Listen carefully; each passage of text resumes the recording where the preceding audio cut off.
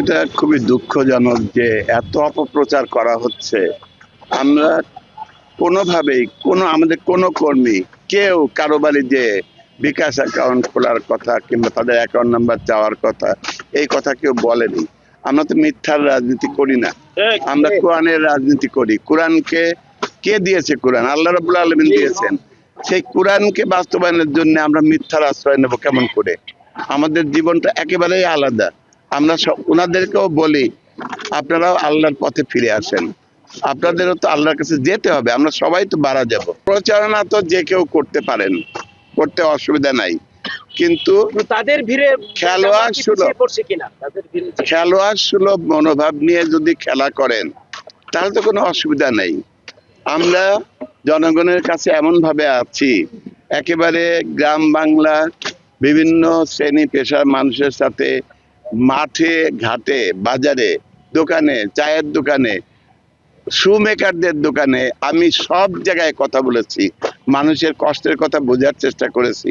সে মানুষরা আমাকে ভালোবাসা সিক্ত করেছে, তাদের হৃদয়ের ভিতরে আমার জায়গা আছে, আমাদের জায়গা আছে।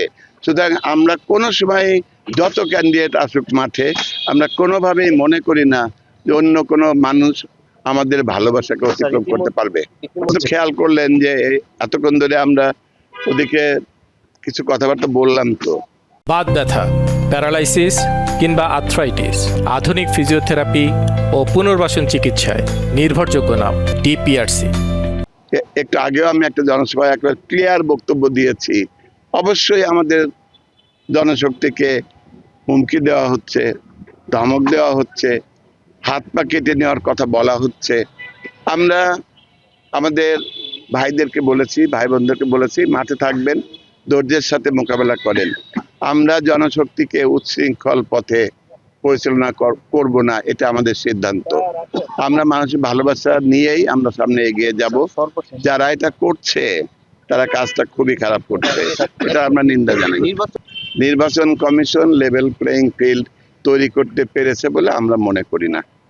আমরা প্রতি মুহূর্তে দেখছি নির্বাচনে আচরণবিধি ভঙ্গ করতে প্রশাসন এই ব্যাপারে পদক্ষেপ আমাদের দৃশ্যমান না।